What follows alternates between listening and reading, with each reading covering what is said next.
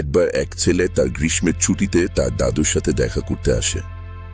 সে তার দাদুর সাথে খেলতে খুবই পছন্দ করত। একদিন সে তার দাদুকে বলল, যখন আমি বড় হব আমি একজন সফল মানুষ হতে চাই। আপনি কি আমাকে কিছু কৌশল বলতে পারেন সফল হওয়ার? দাদু মাথা নেড়ে বললেন, হ্যাঁ, এবং নাতিকে কাছাকাছি একটি নার্সারিতে নিয়ে গেলেন। নার্সারি থেকে তার দাদু দুটি ছোট গাছের চারা কিনে বাড়িতে ফিরে এলেন। তিনি একটি গাছ একটি টবে রোপণ করলেন এবং ঘরের ভিতরে রাখলেন এবং আরেকটি গাছ বাড়ির বাইরে রোপণ করলেন। তোমার কি মনে হয় এই দুটি গাছের মধ্যে কোনটি ভবিষ্যতে ভালোভাবে বড় হবে?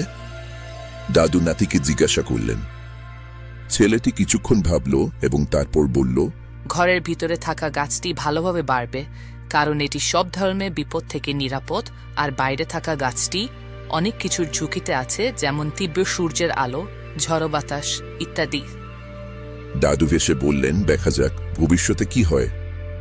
তারপর ছেলেটি তার বাবা মায়ের সাথে চলে গেল। 4 বছর পরে যখন ছেলেটি আবার দাদুকে দেখতে আসলো, সে বলল, শেষবার আমি আপনাকে কিছু কৌশল জিজ্ঞাসা করেছিলাম সফল হওয়ার, কিন্তু আপনি আমাকে তেমন কিছুই বলেননি। এবার আপনাকে বলতেই হবে। দাদু হেসে বললেন, অবশ্যই, কিন্তু প্রথমে চলো আমরা কয়েক বছর আগে যেসব গাছ লাগিয়েছিলাম তাদেরকে দেখে আসি। এই কথা বলেই দাদু ছেলেটিকে সেই জায়গা নিয়ে গেলেন যেখানে তিনি টবে ছোট চারা লাগিয়েছিলেন। তারা দেখল যে ছোট্ট গাছের চারাটি এখন একটি গাছে পরিণত হয়েছে। তারপর তিনি ছেলেটিকে সেই গাছটি দেখার জন্য নিয়ে গেলেন যা তারা বাইরে রোপণ করেছিল। সেখানে তারা দেখল যে একটি বিশাল গাছ দাঁড়িয়ে আছে, এর শাখাগুলি দূর দূরান্তে ছড়িয়ে রয়েছে, এমনকি পথচারীদের ছায়াও দিচ্ছে। এখন দাদু ছেলেটির দিকে তাকিয়ে জিজ্ঞাসা করলেন, কোন গাছটি বেশি বড় হয়েছে? কোনটি বেশি সফল? ছেলেটি উত্তর দিল, যেটি আমরা বাইরে লাগিয়েছিলাম। কিন্তু দাদু, এটা কিভাবে সম্ভব? সেই গাছটি তো অনেক বিপদের সম্মুখীন হয়েছে, তবু এটি কিভাবে এত বড় হয়েছে? দাদু হেসে বললেন, হ্যাঁ, বাইরে থাকা গাছটিকে অনেক কিছু মোকাবিলা করতে হয়েছে, কিন্তু সমস্যা মোকাবিলা করারও কিছু সুবিধা ছিল।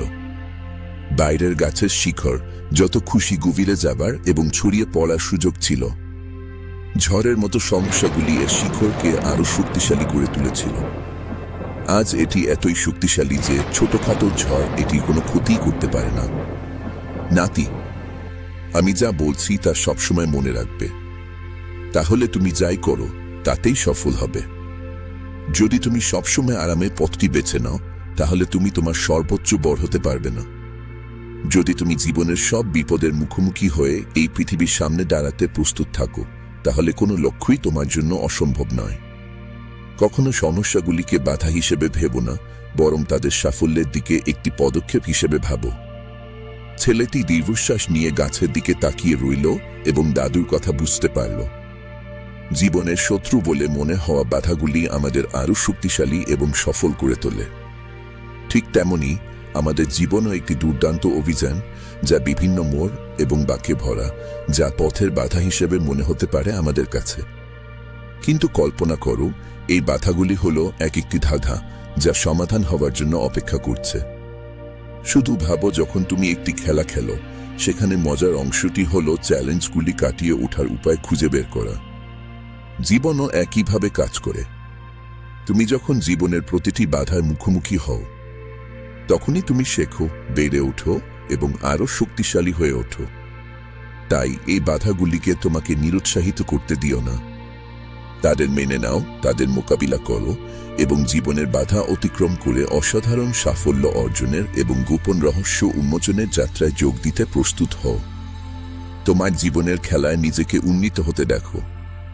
তোমার দক্ষতা, সংকল্প এবং সাহস আছে যে কোনো কিছুকে জয় করার। আশা করি তুমি এই গল্প থেকে কিছু মূল্যবান জ্ঞান পাবে এবং তা তোমার জীবনে প্রয়োগ করার চেষ্টা করবে।